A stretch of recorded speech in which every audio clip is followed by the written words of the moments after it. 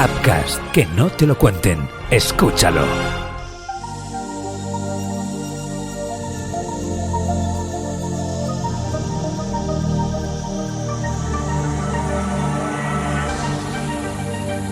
Aquí empieza El cerebro de la máquina.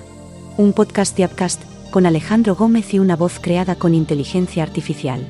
Encantada y bienvenidos.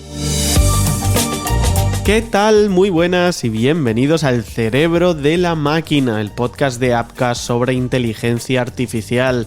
Una semana más volvemos para repasar todo lo que ha dado de sí el mundo de las IAs, que ya os adelanto que es una barbaridad. Queda claro que en apenas 14 días todo puede cambiar muchísimo y de hecho creo que todos estaréis esperando que pronuncie una palabra: Google.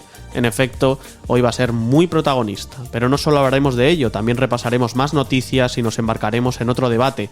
En esta ocasión nos preguntaremos si la inteligencia artificial puede o no alterar nuestra percepción de la realidad y hasta qué punto esto es un peligro potencial. Un debate que tiene mucho de metafísico y que considero muy interesante. Yo soy Alejandro Gómez y aquí comienza un nuevo episodio del Cerebro de la Máquina. Bienvenidos. El cerebro de la máquina.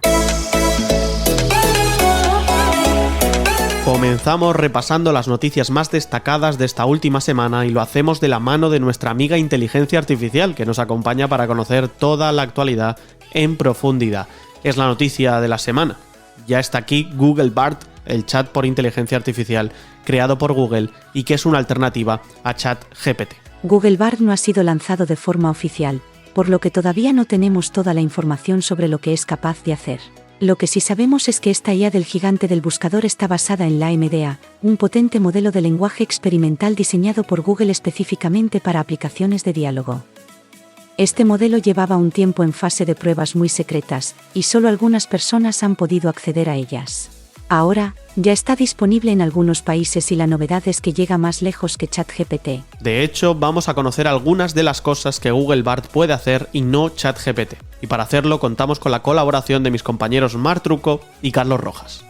¿Qué es Google Bard y cómo se compara con los otros sistemas? Google Bard es un sistema de chat de inteligencia artificial desarrollado por Google. Se destaca por su capacidad para generar contenido creativo como poemas y canciones.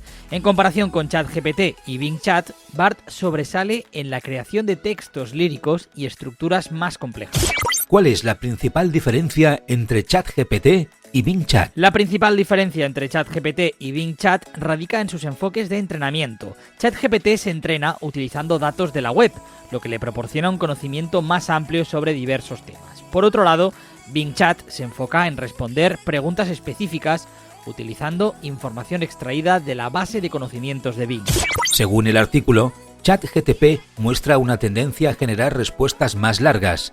¿A qué se debe esta característica? Es cierto, ChatGPT tiende a generar respuestas más extensas debido a su entrenamiento con datos web. Al tener acceso a una amplia gama de información, puede ofrecer explicaciones más detalladas y por tanto también más contextualizadas. ¿Cómo se desempeñan estos sistemas en la comprensión de preguntas difíciles? En cuanto a la comprensión de preguntas difíciles, tanto Google Bard como ChatGPT muestran un buen desempeño al brindar respuestas coherentes y precisas. Bing Chat, por otro lado, puede presentar algunas dificultades en este aspecto. ¿Existen diferencias notables en la capacidad de respuesta de estos sistemas? Sí, hay diferencias notables. Google Bard se destaca por su capacidad para generar respuestas poéticas y creativas, mientras que ChatGPT ofrece respuestas más generales y contextualizadas. Bing Chat está más enfocado en proporcionar respuestas concretas basadas en su base de conocimiento. ¿Cuál de estos sistemas sería más adecuado para un chatbot de atención al cliente? Para un chatbot de atención al cliente, Bing Chat podría ser una opción más adecuada. En este caso, debido a su enfoque en brindar respuestas concretas basadas en su base de conocimientos. Sin embargo, tanto Google Bard como ChatGPT también podrían adaptarse según las necesidades específicas y el tono deseado para el chatbot. ¿Cuáles son las conclusiones finales de esta comparativa? En resumen, cada uno de estos sistemas tiene sus fortalezas y sus debilidades. Google Bard destaca en la generación de contenido creativo, mientras que ChatGPT ofrece un amplio conocimiento web y respuestas detalladas. Por su parte, Bing Chat se enfoca en respuestas concretas basadas en su base de conocimientos. La elección dependerá de los objetivos y necesidades particulares de cada caso. Y seguimos hablando de Google, porque en los últimos días han puesto el sector patas arriba. En su conferencia anual I.O. anunciaron varias cosas al respecto de la inteligencia artificial, que fue la gran protagonista del evento. Introdujeron varias mejoras en sus herramientas. Por ejemplo, la función Ayúdame a escribir en Gmail, que puede sugerir y crear borradores de correo electrónico completos en función de las indicaciones ingresadas por los usuarios. Por otra parte, también está la Immersive View for Maps, que permite a los usuarios obtener una vista previa de su viaje antes de viajar, incluida la información sobre la calidad del aire, el tráfico y el clima. También presentaron el modelo Palm 2. Está entrenado en texto multilingüe con capacidades de lógica y razonamiento mejoradas, y ajustado para dominios especializados como seguridad y conocimiento médico. Y un último anuncio importante, la creación de Gemini, la nueva base multimodal de Google. Es eficiente en las integraciones de herramientas y API, y está creada para permitir innovaciones futuras como la memoria y la planificación. Más cosas. Hace unos días Stability AI presentó Stable Animation SDK, una herramienta de texto animación para desarrolladores con muchísimo potencial. Con ella, se pueden generar animaciones de mucho nivel y de varias maneras. Por ejemplo, sin imagen se puede hacer a través de indicaciones y parámetros en concreto, pero también se puede utilizar contenido multimedia, como una foto o un vídeo. En el primer caso, se utiliza un mensaje de texto junto con la imagen para producir la animación de salida final. Y en el segundo, al ajustar varios parámetros del vídeo adjuntado, se llega a una animación de salida final que, además, está guiada por un mensaje de texto. Con este nuevo modelo, los artistas tienen la capacidad de usar todos los modelos Stable Diffusion, incluidos Stable Diffusion 2.0 y Stable Diffusion XL, para generar animaciones. Por otra parte, la empresa Anthropic ha anunciado que su Cloud AI puede leer ya un libro completo en menos de un minuto. Cloud ha pasado de tener un límite de 9.000 tokens a 100.000, lo que corresponde a aproximadamente 75.000 palabras, es decir, el equivalente a una novela completa. Por ponerlo en perspectiva, Cloud ahora tiene la capacidad de leer y terminar fácilmente a Fergal to Arms de Ernest Hemingway, de 74.000 palabras, o Frankenstein de Mary Shelley, de 74.800 palabras. Es una gran diferencia respecto a otros competidores del mercado. El modelo GPT-4 estándar de OpenAI es capaz de procesar 8.000 tokens, mientras que una versión extendida puede procesar hasta 32.000 tokens. Recordemos, sin embargo, que su chatbot ChatGPT tiene un límite de tan solo 4.000 tokens. Con esta mejora, Anthropic ha asegurado que ayudará a las empresas a digerir y resumir rápidamente estados financieros extensos y documentos de investigación, así como evaluar leyes, identificar riesgos y argumentos en documentos legales y analizar la densa documentación del desarrollador, entre otras cosas. Continúa la carrera por dominar el sector de la inteligencia artificial. Samsung ya ha comenzado a diseñar su propio chatbot para competir con ChatGPT. Esta noticia llega tras la reciente prohibición de ChatGPT por parte de Samsung debido a la filtración de datos por parte de sus empleados. Ahora están dando un paso para desarrollar su propia plataforma de IA generativa. Samsung reconoce los inmensos beneficios de la IA. Como resultado, se ha asociado con una empresa de Corea del Sur llamada Nave para crear su propia versión de la IA. Sin embargo, esta herramienta de IA está diseñada exclusivamente para uso interno de los empleados de la compañía. De esta manera, Samsung puede controlar y proteger mejor su información confidencial, y sus empleados pueden beneficiarse de las capacidades de la IA sin preocuparse por las filtraciones de sus datos confidenciales. Y por supuesto, en esta carrera que decimos que existe por dominar la IA, no podía faltar otro gigante, Amazon, que pese a ir algo más rezagados, ya se han puesto manos a la obra y están preparando su chatbot. La idea será presentar algo similar a lo que Google ha hecho recientemente para mejorar su experiencia de búsqueda. Su objetivo es usar la inteligencia artificial para hacer que su función de búsqueda sea más interactiva y útil para sus usuarios. De esta manera, los usuarios podrán chatear para encontrar los productos, comparar diferentes opciones y obtener las mejores recomendaciones. Amazon cree que esta nueva característica será un antes y un después, ya que hará Internet muchísimo más accesible para todos. Desde hace unas semanas ya están buscando activamente ingenieros para trabajar en esta nueva función basada en IA. Esta semana llega una nueva actualización de OpenAI para ChatGPT con más de 70 plugins de terceros, incluido el acceso a Internet. Eso sí, para disfrutar de estas nuevas funciones, hay que estar suscritos a ChatGPT Plus, con un precio de $20 al mes. Estos nuevos complementos aportarán beneficios como el acceso a información en tiempo real, como noticias y cotizaciones bursátiles, recuperar información de la base de conocimientos, como documentos de empresa y notas personales. También se podrán realizar acciones específicas como reservar vuelos o pedir comida, buscar trabajos, recibir recomendaciones personalizadas de productos e incluso jugar a juegos. La nueva función también permitirá sintetizar noticias, identificar las tendencias actuales, explicar documentos complejos, programar con documentación de última generación y redactar un ensayo actualizado. Es la gran novedad de OpenAI, que también está preparando un nuevo modelo de lenguaje de código abierto para el público. Ingenieros de la Universidad de Waterloo han descubierto una nueva forma de programar robots para ayudar a las personas con demencia a localizar medicamentos, gafas, móviles y otros objetos que necesitan pero que han perdido. Las pruebas han demostrado que el sistema es muy preciso. Pese a que está dirigido a personas con problemas, no se descarta que se pueda lanzar al público en general en un futuro cercano. En concreto, esta tecnología está basada en un robot manipulador móvil Fetch, que tiene una cámara para percibir el mundo que lo rodea. Usando un algoritmo de detección de objetos, programaron el robot para detectar, rastrear y mantener un registro de memoria de objetos específicos en la vista de su cámara a través del vídeo almacenado. De esta manera, se puede registrar la hora y la fecha en que los objetos entran o salen de su vista. Además, la herramienta cuenta con una interfaz gráfica que permite a los usuarios elegir los objetos que desean rastrear y, después de escribir los nombres de los objetos, buscarlos en una aplicación de un ordenador o smartphone. Una vez hecho esto, el robot puede indicar cuándo y dónde observó por última vez el objeto específico. Ya se han aprobado en el Parlamento nuevas reglas de transparencia y gestión de riesgos en la ley de la inteligencia artificial. Esto supone un antes y un después en el desarrollo de la regulación de la IA en Europa, ya que se trata de su primer marco legal. Las reglas tienen como objetivo garantizar que los sistemas de IA sean seguros, transparentes, rastreables y no discriminatorios. Los que no cumplan los requisitos no podrán ser utilizados. Sin embargo, el cambio sustancial está en la lista de prácticas prohibidas,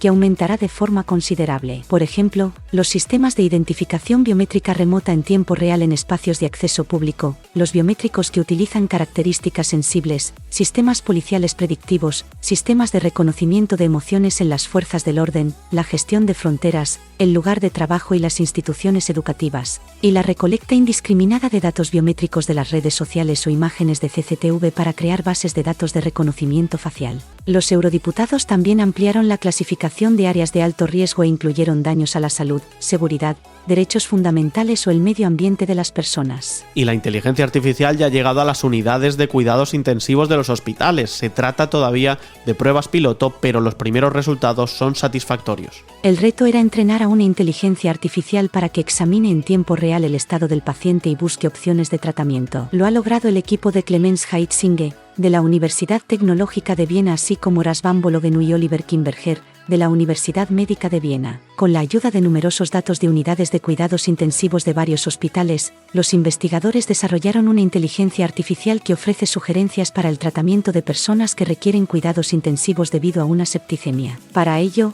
han utilizado la forma de aprendizaje automático por refuerzo. Esta es una modalidad de la inteligencia artificial. Tal y como cuentan los investigadores, no se trata de una simple clasificación, como, por ejemplo, revisar una gran cantidad de imágenes para separar las que muestran un tumor de las que no lo muestran. Se trata de una progresión temporalmente cambiante, de la evolución que probablemente experimentará un determinado paciente. Algo poco explorado en el campo médico, aunque ahora, con este nuevo sistema, el ordenador ya será capaz de tomar sus propias decisiones.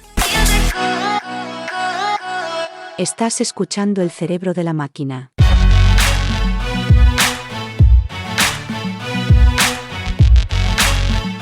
Nueva sección de debate acerca del impacto que tiene o puede tener la inteligencia artificial en varios aspectos de nuestra vida. Sin duda, uno de los principales interrogantes es hasta qué punto puede alterar nuestra percepción de la realidad la inteligencia artificial. Estamos hablando de un reto que va mucho más allá de lo tecnológico, pisa también el terreno psicológico y metafísico, diría, ¿no?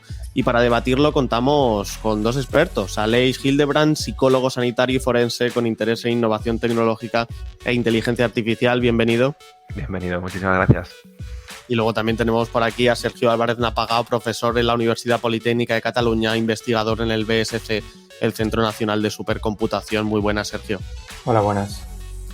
Yo creo que este es un debate verdaderamente interesante, sobre todo porque ya no solo nos puede afectar pues, a nivel empresarial, ¿no? A nivel también de mucho más allá, ¿no? A nivel de nuestro día a día, ¿no? Sino también, evidentemente, a nivel personal, ¿no? Y la primera pregunta que yo os quería hacer es si verdaderamente puede la inteligencia artificial llegar hasta un punto de realismo tan grande que casi nos permita dudar un poco de qué es real y qué no. Aleix, por ejemplo. La verdad es que es una muy buena pregunta, ¿no? Y yo la verdad es que estoy alucinado como psicólogo con el desarrollo que está teniendo la inteligencia artificial, especialmente con la generación de contenido audiovisual de estos últimos 2-3 años, ¿no? Si vemos ejemplos, como por ejemplo, yo que sé, Wall-E 2, ¿no? Está generando unas imágenes que son realmente una pasada y que pueden ser incluso confundidas con fotografías reales o con obras de arte prácticamente reales, ¿no? Yo diría que en cierto punto o hasta cierto punto la inteligencia artificial hoy en día ya está siendo capaz de producir digamos, un contenido como mínimo muy semejante o que por lo mínimo nos hace dudar si lo que estamos viendo es real o no. Como mínimo yo diría que está pudiendo engañar nuestros sentidos, ¿no? La vista como mínimo seguro que la puede engañar. Esto no sé, Sergio, qué piensa al respecto, ¿no? Pero yo estoy convencido de que sí, de que ya está empezando a hacer esta función. Pues sí, la verdad es que incluso para los que llevamos tiempo trabajando en inteligencia artificial, la evolución o revolución que está sucediendo en los últimos meses, porque tenemos que tener en cuenta que ChatGPT o DALL-E 2, Midjourney, Stable Diffusion llevan un año o menos de un año. Entonces, estamos avanzando unos pasos agigantados muy rápidamente. Entonces, el vaticinar qué va a pasar en el futuro, incluso cercano, es muy difícil, pero sí que es verdad que ya podemos comenzar a ver casos de ejemplos que confunden a la gente. Por ejemplo, hace aproximadamente un mes comenzaron a aparecer por redes sociales imágenes del Papa Francisco con una chaqueta de rapero, ¿no? Correcto. Y a muchísima gente le coló. Yo cuando la vi por primera vez tuve estos segundos de decir, sí que se ha modernizado, ¿no? Pero después comienzas a ver. Sí que de momento sigue habiendo trucos para detectar según qué imágenes, porque si generas muchas imágenes y eliges, es posible encontrar algunas que sea muy difícil encontrarle fallos. Pero si mirabas a las manos, mirabas el objeto que sostenía, mirabas las gafas, por ejemplo, pues se podía ver que allí había algo que no cuadraba. Pero, claro, en el futuro cercano es muy probable que estos modelos comiencen a generar imágenes que sean indistinguibles de las que se podrían capturar en la realidad. Entonces, la respuesta, grosso modo, es sí. O sea, es posible que en un futuro cercano nos encontremos con que es difícil distinguir qué ha sido generado y qué ha sido capturado con una cámara, por ejemplo. De hecho, depende de la herramienta, ¿no? Sí que es verdad que, por ejemplo, los dedos a veces sí que no los maneja demasiado bien, pero al fin y al cabo estos son precisamente herramientas en constante evolución, ¿no? Que eso es tanto lo positivo, yo creo, como lo negativo, ¿no? De esta inteligencia artificial que me lleva a pensar que si verdaderamente esto puede superar al ser humano, ¿no? Ya no solo en desarrollo, sino al cotejar, aprender y haciéndolo sobre todo, pues también en tiempo real, ¿no? Porque hemos visto como varias herramientas de inteligencia artificial, algunas de ellas todavía no han salido al público, quizá también un poco por el miedo a ver cómo pueden desarrollarse, ¿no? ¿Vosotros creéis que esto puede acabar superando al ser humano, ¿no? Sobre todo sin influencia de emociones o situaciones personales, incluso el envejecimiento propio del ser humano? ¿Cómo lo veis? Claro, yo primero diría, bueno, superar al ser humano en qué tarea, ¿no? Creo que focalizar bien la pregunta de en qué tarea quiere la inteligencia artificial superar al ser humano, creo que es muy importante porque seguramente, y ya se ha demostrado, tiene muchísima más capacidad para juntar o para sacar, digamos, un patrón de un conjunto de datos aparentemente inconexo de una forma muchísimo más rápida que el ser humano, pero quizá o muy seguramente tenga más dificultades para procesar información de tipo emocional, aunque es verdad que también hay inteligencia emocional digamos, hay inteligencia artificial que se encarga de procesar todo lo que es emocional, sobre todo haciendo sentiment analysis, ¿no? O sea, analizando sentimientos, por ejemplo, de texto o sacando, digamos, un poco un patrón de información que graba, por ejemplo, a través del audio. Pero hay determinadas tareas en las que seguro que puede sacar muchísimo mejor rendimiento que el ser humano. Especialmente se publicó un artículo en el 2017, 2018, no recuerdo bien, en el que una inteligencia artificial, creo que eran redes neuronales, trataba básicamente de poder discernir, ¿no?, si una persona era heterosexual o homosexual únicamente con 5 imágenes de su propia cara, ¿no? Entonces, al ser humano se comparaba, digamos, un poco los resultados del ser humano con los de este modelo entrenado para hacer este tipo de tarea, ¿no?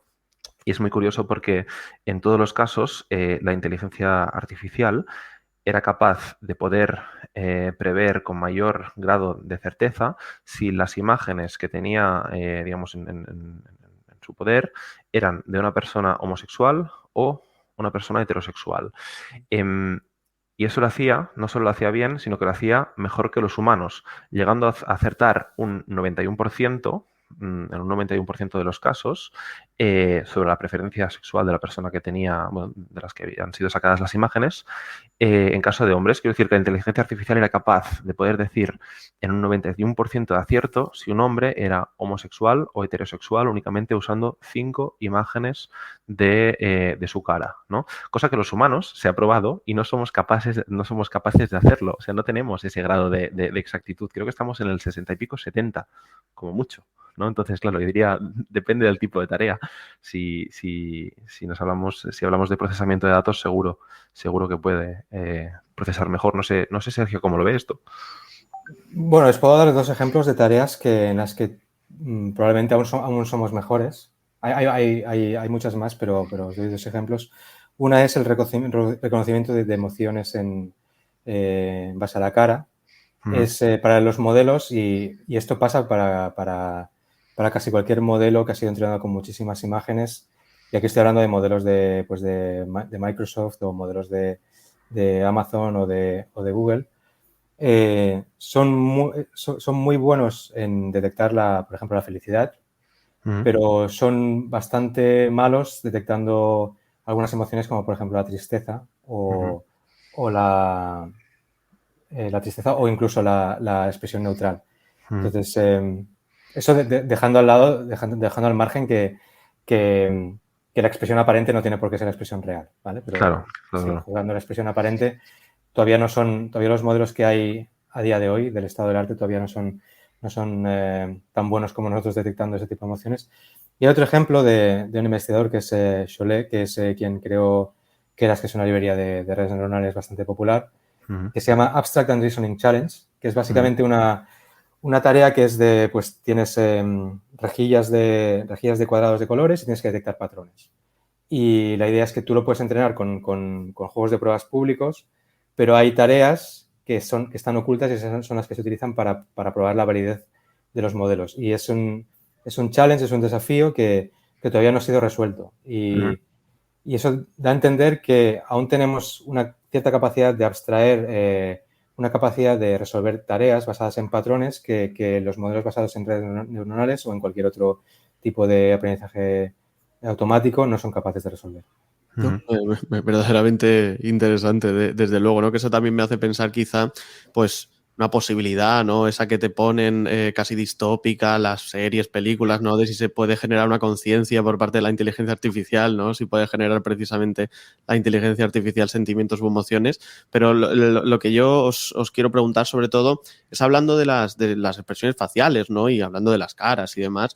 Hemos visto ya cómo está bastante extendido el fenómeno del deepfake, ¿no? Deepface, deep voice, ¿no? Correcto. ¿Cómo creéis que se puede combatir todo esto? ¿A través de las leyes? ¿Creéis que es suficiente?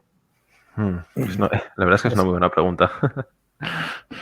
En mi opinión es muy difícil regular esto porque, por ejemplo, ¿no? Generar imágenes con DALL-E o con Midjourney, que son 2 modelos que los utilizas a través de una página web y por lo tanto hay un cierto control sobre lo que se puede pedir o lo que se puede generar. Ahí es relativamente sencillo. El problema es modelos como Stable Diffusion, que es una alternativa que quizá no tiene tanta calidad como DALL-E o Midjourney, pero son modelos que es un modelo que está abierto. Es decir, que tú te puedes descargar y lo puedes utilizar y eso se puede utilizar para cosas como reentrenarlo con una cara determinada o generar una animación. Y el problema es que una vez te descargas ese modelo y eso es algo público, lo puedes utilizar de la manera que te dé la gana. Entonces, regular esto, una vez vayan apareciendo modelos cada vez mejores y que sean públicos, es muy difícil porque cualquiera con un ordenador medianamente potente los puede utilizar para entrenar lo que quieran y lo pueden entrenar para generar deepfakes utilizando como base cualquier cara.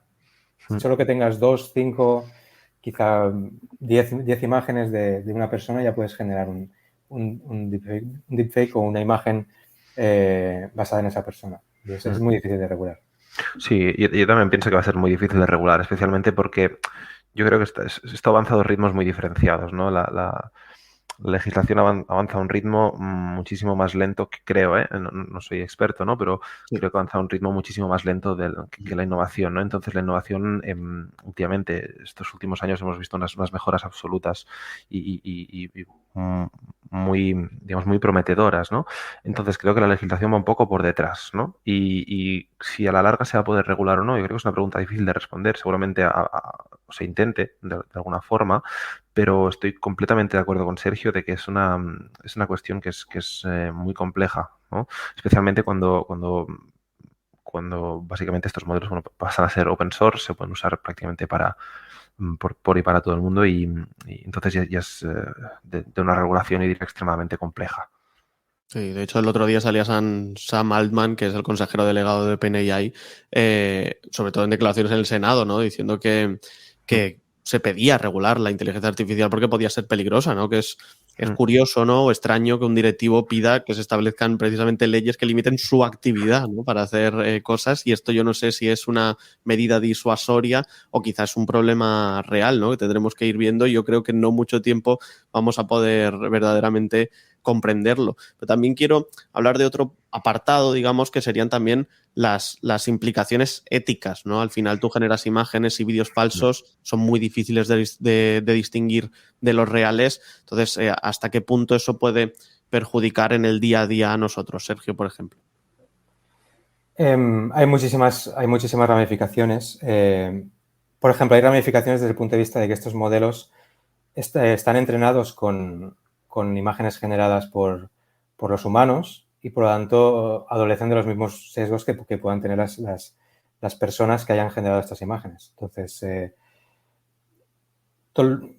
está demostrado que estos modelos tienen gran parte de los sesgos con los que contamos. Por ejemplo, se han hecho muchas pruebas con estos modelos de decir, pues, dame imágenes de doctores, ¿no?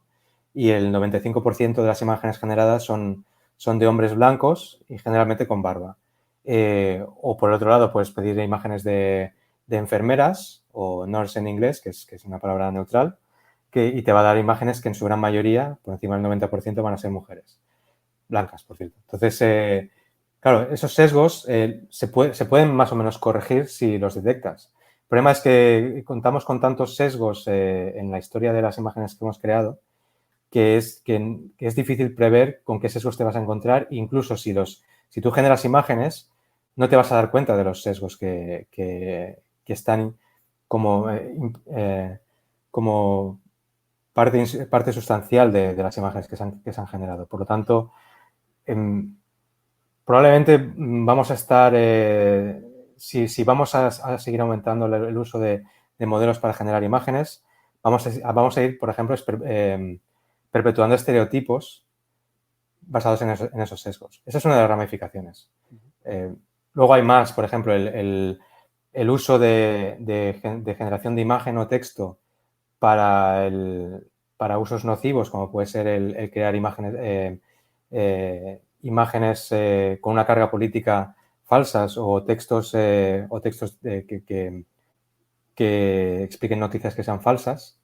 Claro, eso tiene una clara componente ética de que sí, o sea, obviamente llevamos mucho tiempo, o desde siempre, se han utilizado textos para comunicar noticias falsas o para intentar manipular a la población. El problema es que ahora es mucho más fácil de automatizar, porque ahora se pueden generar imágenes o textos de ese tipo a gran escala, muy fácilmente. Sí. Además a un coste mínimo, yo creo, ¿no, Sergio? O sea, no soy experto en el tema, pero yo creo que el coste de producción de este tipo de imágenes es muchísimo más bajo que el que podía tener hace unos años retocar una imagen y hacer que pareciera completamente real. ¿no? Entonces, esto abre una puerta bastante preocupante, que es que la información puede ser falsa, o la información que recibimos de manera, digamos, en el mainstream media quizá pueda ser falsa, y esta información se puede generar, modificar o alterar a una velocidad prácticamente instantánea, y se puede producir una verdad prácticamente bajo demanda, ¿no? Entonces, esto es una implicación ética, yo creo que es muy importante a la hora de entender la inteligencia artificial como tal, ¿no? No solo a nivel de producción de imagen, sino que si nos paramos a pensar, realmente podemos escribir prácticamente un artículo de diario con sus correspondientes imágenes usando ChatGPT y lo que decía ahora mismo Sergio, ¿no? Usando alguno de los modelos que permitan crear imágenes y en segundos prácticamente o minutos tener prácticamente un artículo que pueda ser difundido en redes sociales, diarios o vídeos, ¿no? También pueden ser creados algunos vídeos de esta forma. Las implicaciones éticas yo creo que son muchísimas, son muchísimas. Sí, hay una... Perdón. Sí, Sergio. Hay una que me gustaría resaltar, porque normalmente se habla poco de esta, es que, por ejemplo, ChatGPT se puede utilizar, al menos una versión 3.5 se puede utilizar de manera gratuita, ¿vale? Pero quizá lo que la gente no se da cuenta es de que es gratuita por un motivo también, es porque estos modelos se van reentrenando y se van reforzando a través de lo que la gente escribe como preguntas. Entonces, claro, aquí hay un cierto componente de que estos modelos ya son generados por corporaciones y encima las estamos ayudando a que creen mejores modelos y como son modelos que son privados, antes decía que hay un cierto problema en tener modelos públicos, porque entonces regular eso es muy difícil, ¿no? Pero también hay un cierto problema bastante evidente en que los modelos no sean públicos porque estos modelos, el cómo se entrenan estos modelos y en cómo evolucionan estos modelos es algo que está en el control de alguien que no es la sociedad en general, sino que es una corporación que al final va a tener sus incentivos particulares. Sí, es que puede acabar creándose, digamos, como una realidad paralela, ¿no? A través de la inteligencia artificial, donde cada una de esas respuestas nos dé otra respuesta que a lo mejor ha sido otorgada por un usuario de forma errónea, ¿no? Muchas veces tú le preguntas al ChatGPT y a veces te cambia la opinión cuando tú le dices, oye, mira, esto no es así, ¿no? Y eso a veces pues, puede crear también ciertos problemas. Mi pregunta es, por ejemplo, para Aleix, si esto verdaderamente es un riesgo, es decir, si nosotros podemos crear unos universos paralelos de aquí no mucho tiempo y quedarnos casi atrapados, ¿no? En el placer de creernos dioses de nuestro propio universo, casi. Es una pregunta buenísima. La verdad es que me encanta. Yo diría que esto en cierta medida ya está empezando a pasar. Es con un universo paralelo. Mira, si cogemos el ejemplo, por ejemplo, de las redes sociales, ¿no? Donde cada uno lo que recibe es un contenido que en psicología llamamos contenido saliente, o sea, contenido que para nosotros de alguna forma es interesante, ¿no? Entonces, esto pasó en 2016, cuando hubo las elecciones en Estados Unidos, donde se utilizó tecnología Big Data para, digamos, para lanzar anuncios, ¿vale? En función de los perfiles de personalidad de lanzar anuncios en Facebook en función de los anuncios en función de los, digamos, patrones de personalidad de cada una de las personas. Por ejemplo, personas que tenían más tendencia, por ejemplo, a sentir miedo, se les insistía muchísimo, pues, en el tema de poder tener armas, la segunda enmienda, etcétera, etcétera. Quiero decir, en cierta forma, ya se ha creado el precedente donde a través de mecanismos, por ejemplo, de generación de contenido o de Big Data, cuando la inteligencia artificial no estaba tan desarrollada, donde las personas reciben prácticamente contenido personalizado, ¿no? Si abrimos los twitters de las personas que estamos aquí haciendo este podcast, seguramente veremos cosas completamente diferentes. Si abrimos Instagram, veremos cosas completamente diferentes, básicamente pues porque los algoritmos de recomendación y nos muestran contenido diferente. Este contenido, teniendo en cuenta la cantidad de horas que exponemos a las redes sociales, este contenido, de una forma u otra, modela nuestra estructura de pensamiento. Por tanto, yo creo que en cierta forma, no completa, pero en cierta forma, a día de hoy ya estamos expuestos a ciertas realidades paralelas. Quiero decir, realidades paralelas me refiero a contenido extremadamente personalizado, ¿no? Eso no sería un problema si el contenido no fuera personalizado. Quiero decir, se trata de un contenido a través de Instagram, a través de Twitter o a través de otra red social que puede digamos, aumentar tus miedos, puede cambiar tus creencias o puede producir otro tipo de efectos psicológicos en tu persona.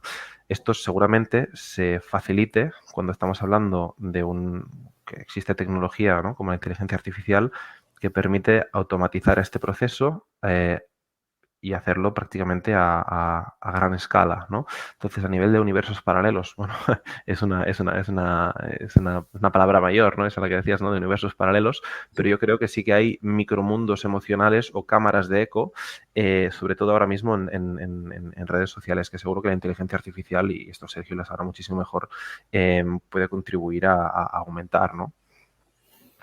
Totalmente de acuerdo. El caso que mencionabas de las elecciones en Estados Unidos es que también está vinculado al caso famoso que salió de Cambridge Analytica. Sí, exactamente. Aquello fue una gran polémica, pero creo que no podemos dudar de que eso es algo que cualquiera que consiga las herramientas suficientes o los datos suficientes para seguir haciendo cosas similares lo va a hacer. Y además, has mencionado el concepto de cámaras de eco. Creo que esa es la clave. Es decir, la gente... es difícil que la gente se dé cuenta de que está entrando en una cámara de eco porque realmente siempre hay un cierto sesgo de confirmación, ¿no? Si leo las noticias que me gustan, me siento cómodo, ¿no? Entonces, y eso se va perpetuando y se va amplificando por el hecho de que, bueno, pues entro dentro de esa cámara de eco y es que aún me voy a radicalizar más porque los mensajes que estoy recibiendo me gustan y es difícil cambiar de opinión. Respecto a... Esto es cambiando un poco de tercio, pero hay un tipo de modelos de inteligencia artificial que son muy interesantes, que son los NERF, que es Neural Radiance Field, creo que se llaman, que permiten convertir una secuencia de fotos hechas con el móvil y pueden ser torcidas o de poca calidad o incluso moviéndose, que estén borrosas. Y son modelos que te generan automáticamente espacios en 3D a partir de esas fotos. Y eso es muy espectacular. Y yo me pregunto dónde va a acabar eso, porque eso probablemente se va a acabar mezclando con el metaverso. Y probablemente será interesante ver dónde acaba eso, porque es probable que esto se mezcle y nos permita entrar en el metaverso en lugares que serían difíciles de visitar. Y sería interesante de ver si va a suceder lo mismo de que quien tenga el poder de llevar esto a las masas, si no lo utiliza también para modificar esos espacios de manera que la realidad no sea la que realmente podrías percibir si estuvieras ahí. Appcast, que no te lo cuenten, escúchalo. Appcast es entretenimiento y mucho más. Appcast es política, economía, historia, deporte, cultura. Busca y escucha los podcasts documentales de Appcast. El porqué de míticos personajes, grandes empresas, conflictos históricos, corrupción y poder. Con la participación de protagonistas, analistas y expertos de primera línea. Appcast Documentales incluye también el podcast Escándalos Políticos. Escúchalos ya en tu plataforma de podcasting.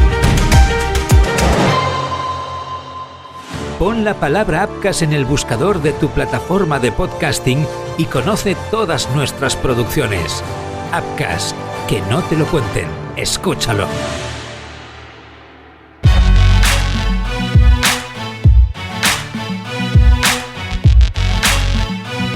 Estás escuchando El cerebro de la máquina. De hecho, un poco de los peligros, ¿no?, de los debates es verdaderamente cómo puede afectar la inteligencia artificial a la autenticidad, ¿no?, la confianza en el ámbito de la comunicación, las interacciones incluso humanas, ¿no? Por ejemplo, pues ya no solo a través de todas esas herramientas, sino a través de los chatbots, los asistentes virtuales, lo que comentaba Sergio un poco, ¿no?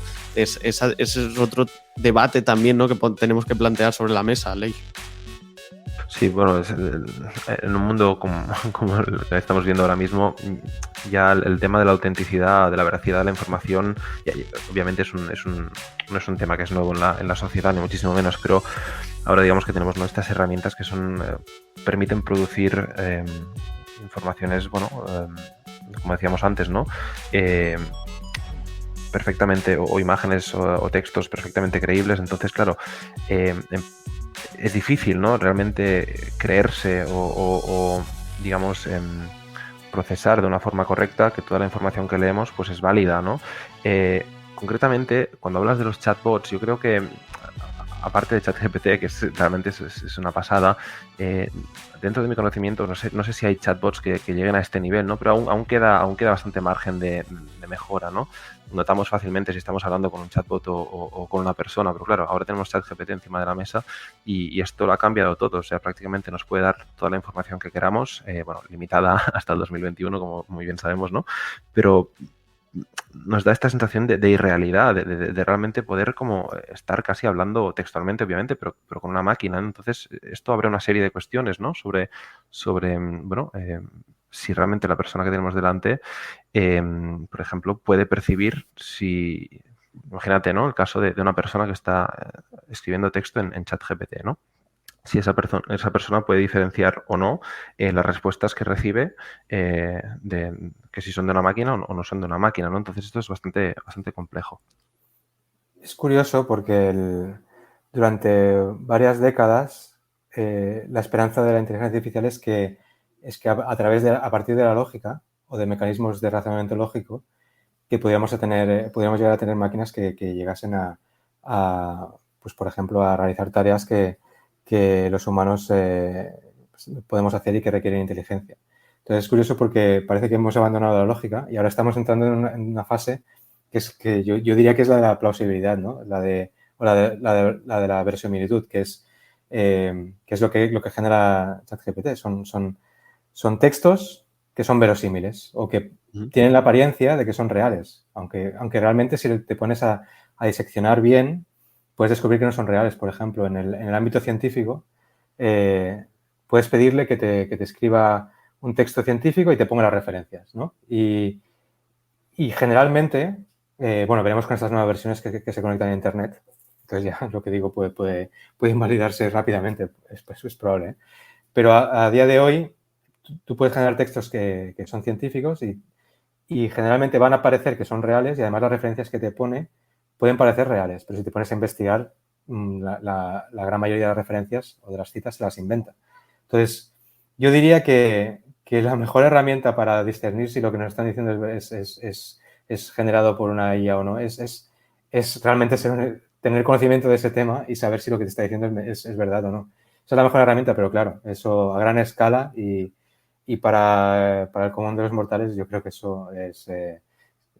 quizás nos estamos acercando a un momento peligroso en el cual cuando estemos manteniendo una conversación con alguien, si esa conversación está basada en texto, sea muy difícil discernir si realmente nos está contando lo que nos está contando esta persona o está generado automáticamente.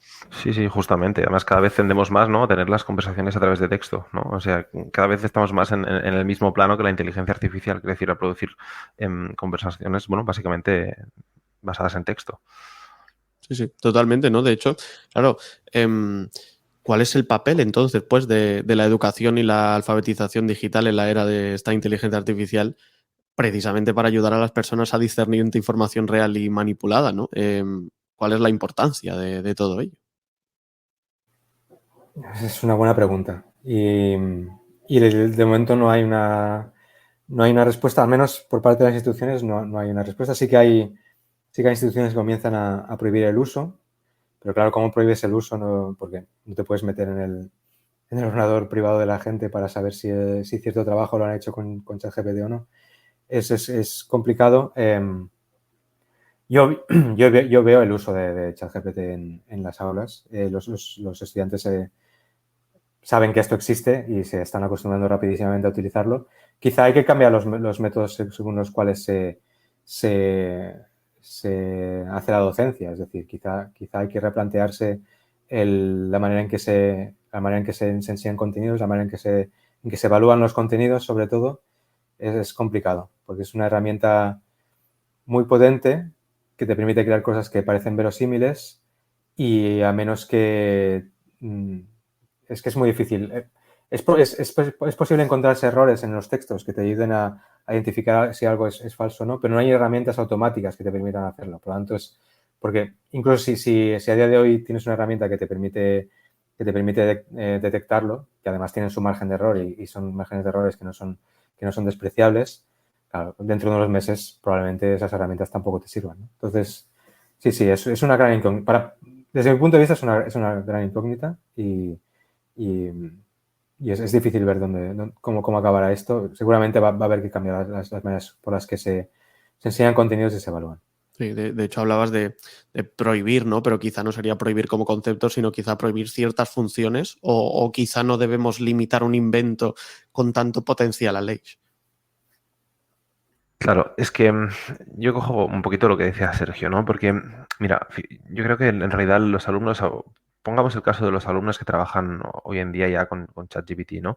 Yo creo que están trabajando con lo que va a ser muy probablemente una herramienta de trabajo del futuro, o sea, de su futuro. Creo que muy posiblemente, con la evolución que esto ya tiene a día de hoy, la vayan a usar más adelante para hacer, digamos, un poco las tareas que tengan que hacer, no solo como alumnos ya, sino como profesionales unos años más adelante, ¿no? Las tareas que tengan que hacer de una forma más eficiente. Entonces, yo creo que la pedagogía se va a hacer como en dos sentidos, ¿no? Uno, enseñar bien qué es el concepto de inteligencia artificial, cuáles son sus implicaciones y para qué puede servir. Y dos, tener, digamos, una conciencia ética de su uso, ¿no? Porque creo, claro, las nuevas generaciones tienen que tener claro cuáles son los límites éticos de esta tecnología, ¿no? Entonces yo creo que hay que hacer pedagogía en estos dos sentidos, pero sobre todo acercar esta tecnología para que sea usada como una herramienta, ¿no? Porque es lo que decía, podemos prohibir el uso de este tipo de aplicaciones. Será muy difícil, yo creo que va a ser muy difícil. Entonces lo que hay que enseñar, creo, es a poder usarlas bien y a usarlas de una forma, digamos, eficiente y digamos, saludable, ¿no? Aunque la pedagogía sobre este tema es compleja de hacer porque, como decía antes, ¿no?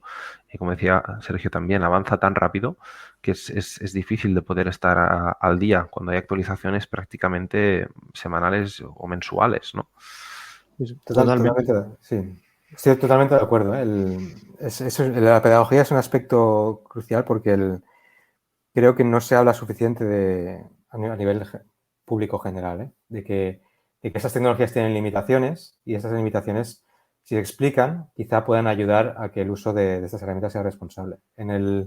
Por poner ejemplo, en el informe técnico de GPT-4 que lanzó OpenAI la semana que pusieron el modelo en su herramienta, en su página web, el mismo reporte ya te dice que hay toda una lista de problemas que pueden surgir. Es decir, el modelo puede, entre comillas, alucinar, que es como le llaman al hecho de que comienza a decir cosas absurdas o no relacionadas con el tema que en cuestión o lo que se debe estar diciendo, que el modelo puede tener sus sesgos, que el modelo puede aunque tienen lo que ellos llaman guardarraíles, aún así el modelo puede comportarse de manera poco respetuosa o puede llegar a insultar o puede llegar a tener como un comportamiento xenófobo, vejatorio. Estas cosas pueden suceder. Entonces, claro, que hay una gran pregunta que es, entonces, ¿por qué lanzas el modelo, no? ¿Por qué lo pones a disposición del público?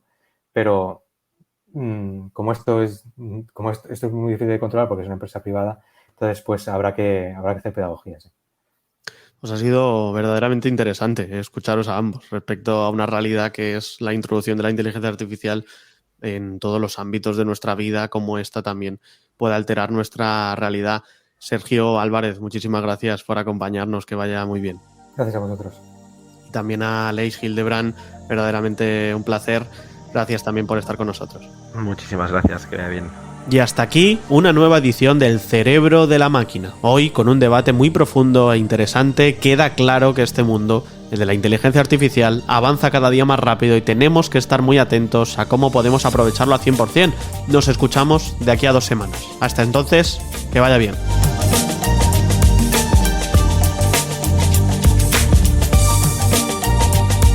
El Cerebro de la Máquina. Appcast, que no te lo cuenten. Escúchalo.